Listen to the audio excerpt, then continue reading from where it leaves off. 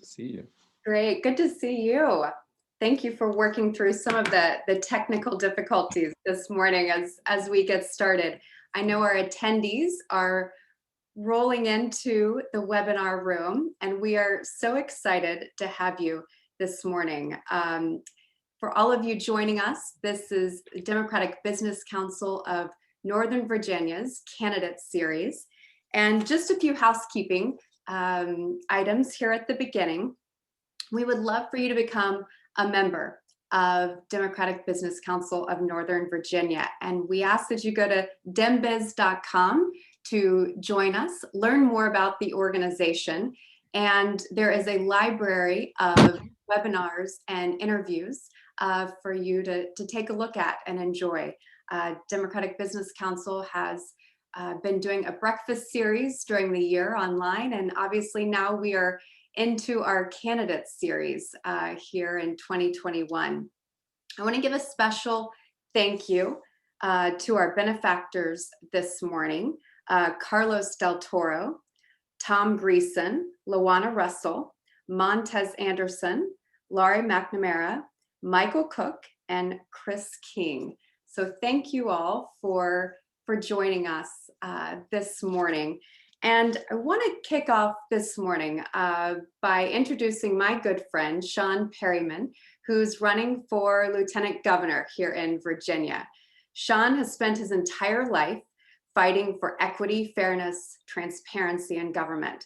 He's the youngest president in the 102-year history of the Fairfax County NAACP, which is actually the largest chapter here in Virginia.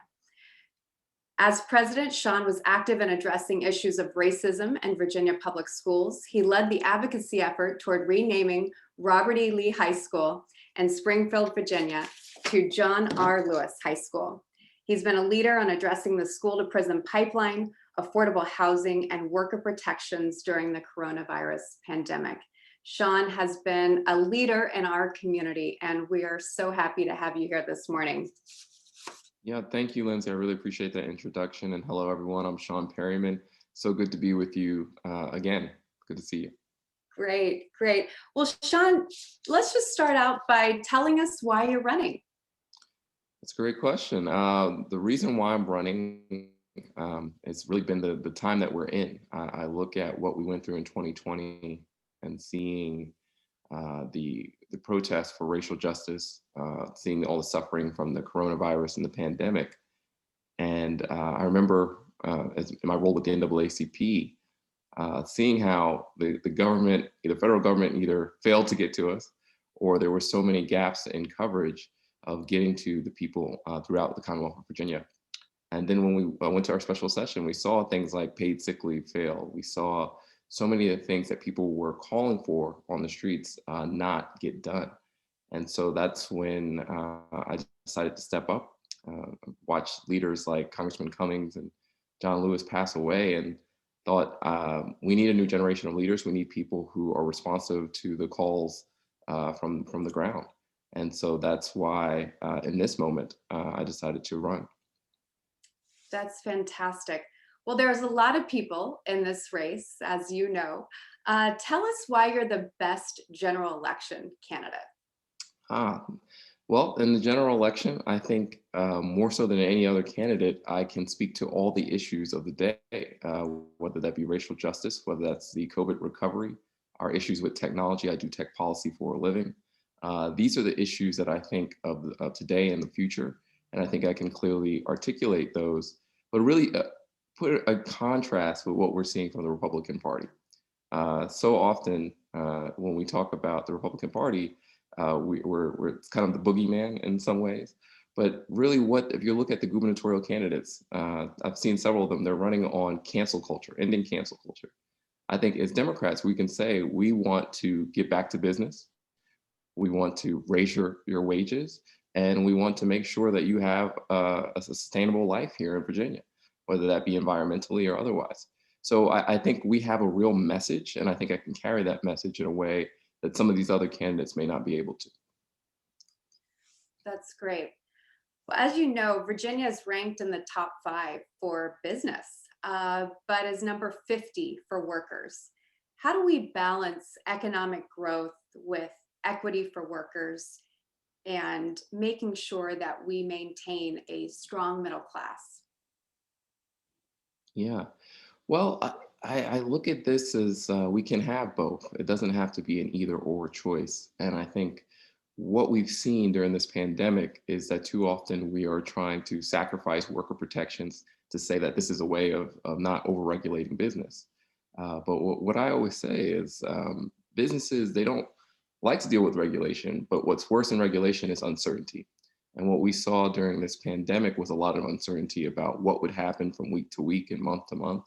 And so I think what I believe is that here in Virginia, we absolutely need to invest in education because that builds a strong workforce and that builds a climate that makes it good for business.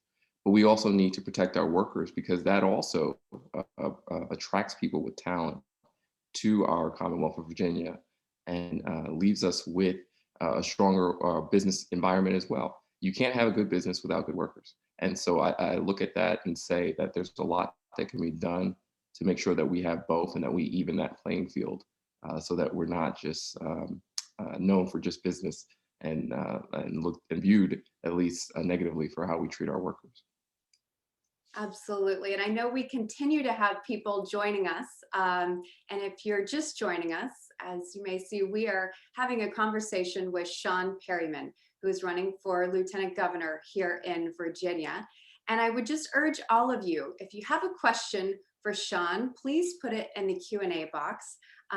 We don't have much time with Sean this morning, but we will definitely work hard to get to your questions because I know he is eager to answer your questions this morning. Sean, outside of politics, tell us a little bit about who you are and if there was a life experience that really helped shape and define you. Yeah. Well, outside of politics, I was the first person in my family to go to college. My parents were working class folks who worked for United Airlines, cleaning planes, and joined the union, and that helped them to make more of a middle class life. But I think it was those experiences being the first at everything and not having that path that really shaped me in a way because it defined who I was and having resilience and having to be innovative in ways to figure out what the next step was. So that was something that I think shaped my character and how I approach things. But I often share Lindsay's the experience of being at my law firm and working there, and I was about 5 or 6 years into being a litigator when I got asked to represent Donald Trump, and that was in a case against Jose Andres. And at that point, I had to decide whether I was going to go along to get along, as they say, or whether I was going to live true to my values. Because at the heart of that case was a lot of the racist rhetoric that Mr. Trump had said.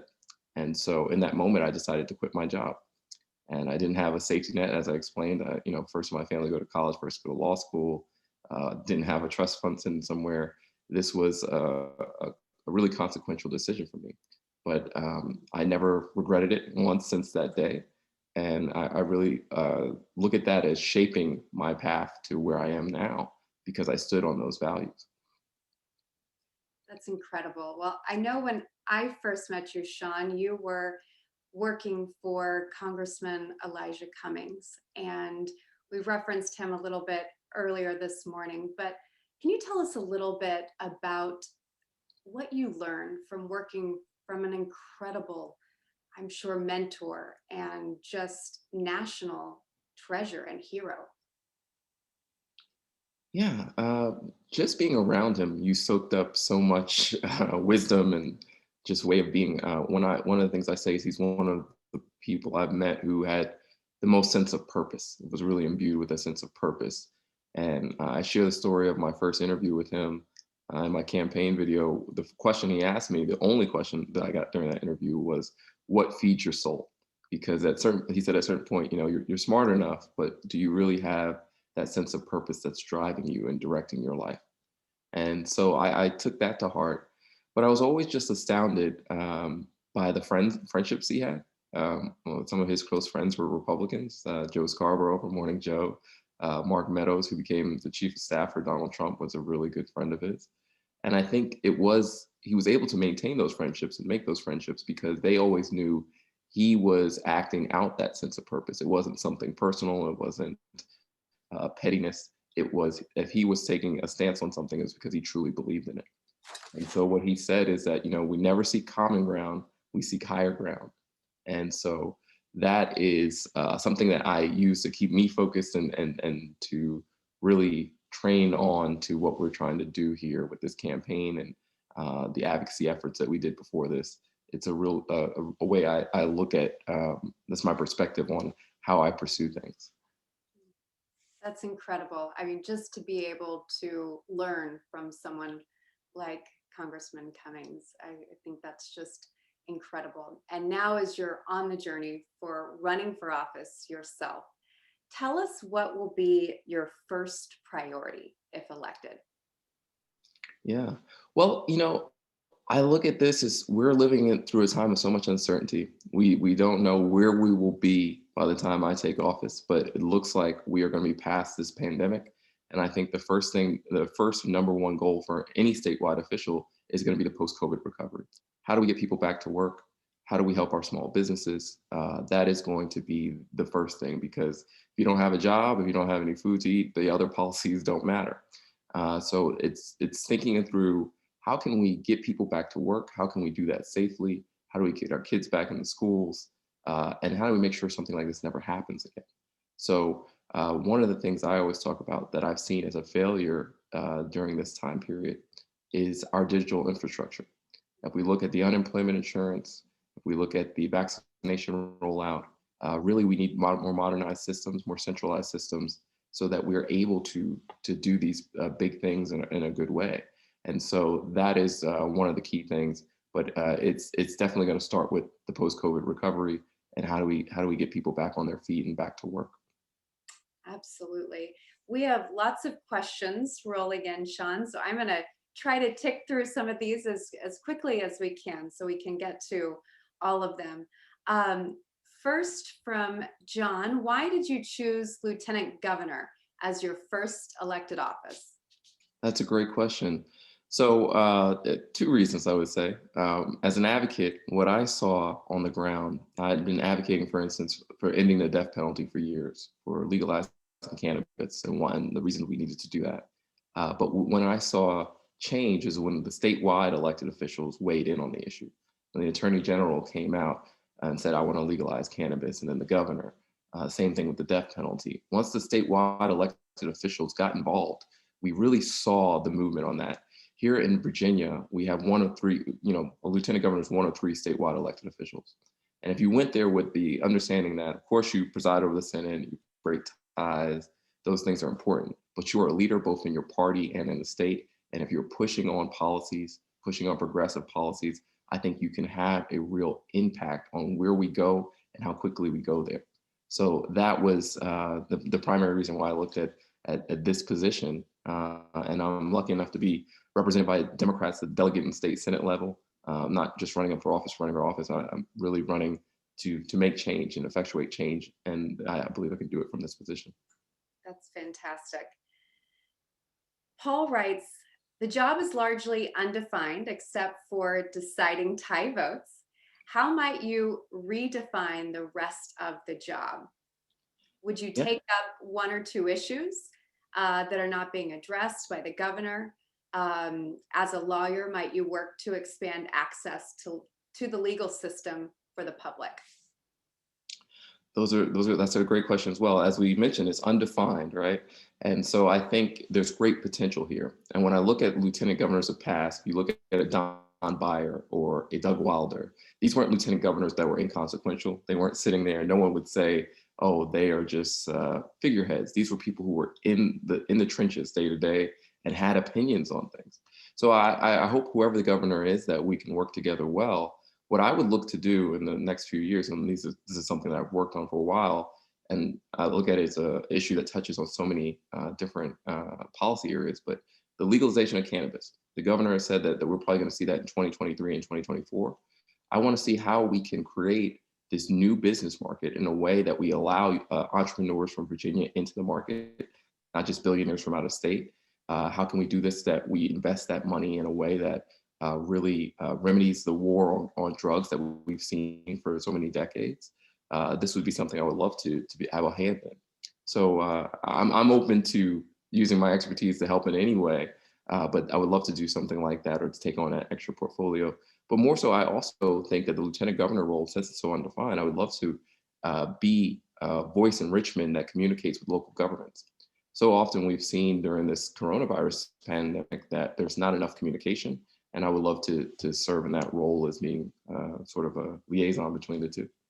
That's great. That's great. Well, Jay writes, what are the top three things you would do or advocate for to address climate change in Virginia? Oh, that's a great question. I think the top three things is we have to look at a moratorium on new fossil fuel infrastructure. We have to absolutely do that. Any sort of UVA is doing some restoration projects that would restore and get us closer to things that take carbon out of the air, both in our seawater. So we have to invest in that. And then I think that we have a good model here going in Fairfax County when we talk about Northern Virginia, where our school bus system has now gone to is trying this clean electric school buses. That is something that we should absolutely look at with all our public spaces. The school bus system in Fairfax alone, Fairfax County Public Schools, is a bigger fleet than Greyhound buses. And so if we could get that to clean buses and get our public buildings using things like solar, we can set the example, but we can also have an outsized impact on this climate crisis. So these are some of the things that I think we could look into as far as combating the ongoing climate crisis where we see Texas freezing over, California on fire. It's here now, and we can't delay any longer. That's exactly right. The next question is from Lauren Hershey. It says, please describe how you are campaigning in different parts of the state as we are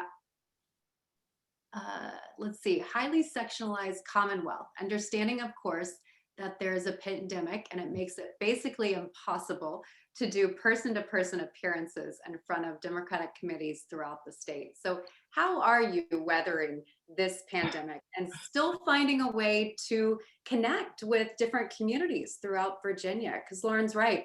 I mean, it is rural communities to highly urban communities, and ways in which people are connecting right now are very different. How are you doing it in this campaign time? Yeah, no, it's difficult. I won't. It's a bit of a gift and a curse, though. I can do Democratic committees that probably would never see a statewide candidate.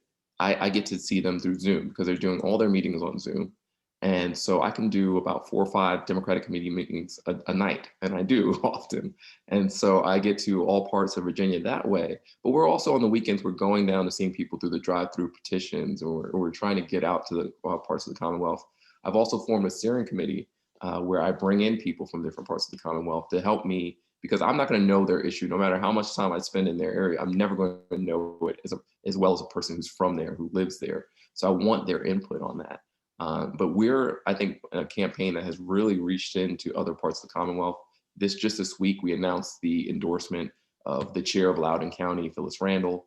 We announced 7 endorsements from the Hampton area, including the Commonwealth attorney down there, members of the city council. So we're really trying to reach every part of Virginia with this campaign, and we're getting endorsed, and people are celebrating it. So I think we have a message that is actually getting out to folks.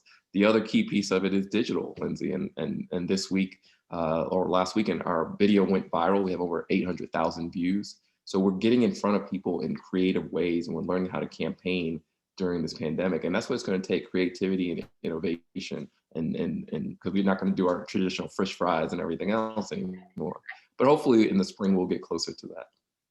That's right. Now, you referenced your video. Tell us, for those joining us this morning, if people want to take a look at that, where can they go to take a look at your video? Yeah, so we're really following the Twitter account on our video there. So if you go to Sean Perryman VA on Twitter, it's my pinned tweet. You can see it there. It's also available on YouTube.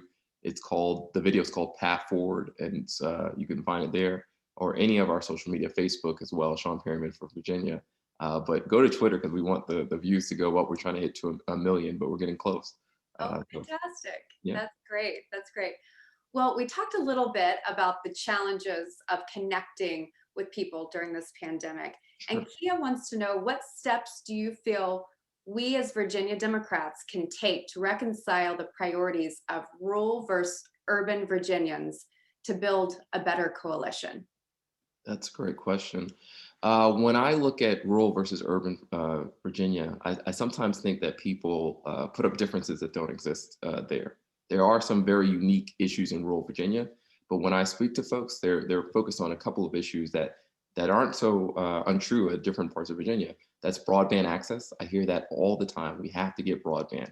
It's an issue that's going to allow them to have more access to remote work. It's going to be an education issue, an equity issue. So broadband is one, and I think that's true for a lot of Virginia, even if it's not rural. And then the other thing is jobs. How do we get a living wage? How do we make more money? That's a real issue throughout Virginia, whether you're in Richmond or you're in Roanoke. You need to make a living. So I think we start to, as Democrats, start telling them what we're going to provide for them. We're not about these cultural wars anymore. We have to get past that and get to how do we help empower people? How do we make their lives better? And so that's I think our number one issue. But the unique issue that I've been hearing about, and I think we can solve it from state government, is a lot of the rural hospitals are being closed down. Broadband will help with that when we have telemedicine to some extent, but we also need to make sure that we're saving some of those hospitals because that's a life or death issue. Absolutely. Um, we have several more questions to work through. Paul writes, gun laws are confusing to the public. They are often told that every gun law is a violation of the Second Amendment. Would you spend any time on educating the public about why gun safety laws, such as safer storage or red flag laws, are legal and how they can be used to actually protect people? It's interesting to Paul's point. All the data I've seen is that most people support keeping the guns out of hands of dangerous individuals and that they be stored safely. Most of the people support that. Even some NRA members support background checks, right? So people understand intuitively that we do want to keep these out of the hands of dangerous people. So I think as far as education goes, if there's a vote or something of that nature, we should be educating folks but on why this is important, that there are reasonable restrictions to the Second Amendment, just like there's reasonable restrictions to the First Amendment. You can't run through a theater yelling fire. But as far as making that a key issue of the campaign, I really think we got to focus on the bread and butter, getting people back to work, those sort of issues. I'm going to, as a lieutenant governor, be a reliable vote to stop gun violence. I'm always looking to gun violence prevention. But as far as the campaign, what people are saying is that they want to hear how we're going to get back to work, how we're going to get broadband access, how are we going to do the things to make a better Virginia. That's right. That's right. Our next question is from Jennifer. For the 11 Confederate plantation namesake Army bases are in Virginia. Although technically this is a federal issue, local support will matter. As LG, will you support this historic opportunity to honor African, Asian, and Latino and Native Americans, along with women military pioneers across the 11 bases? I've never supported a Confederate name. I think I'm a pretty reliable LG to support renaming anything named after Confederates. It's bizarre when we think about these things that we have an American base named after folks that betrayed America or Confederates who wanted to form their own country. It's a uniquely American thing in that way, but I would definitely support any effort to change that, even though that would be a federal decision. That's fantastic. Well, I know we're coming up to the end of our time with you this morning, but I just want to end with this question, which is, why should people support you in this race? Sure. Well, we've talked about this a bit, and I think for those who are in the business community, I know most of you are probably familiar with me from the NAACP. But I was a lawyer, a corporate lawyer for a number of years. I understand what it's like to start a small business and to try to navigate the regulations of that. I'm worked now. I work for the Internet Association where I help a lot of the leading technology companies. So I understand the regulatory climate.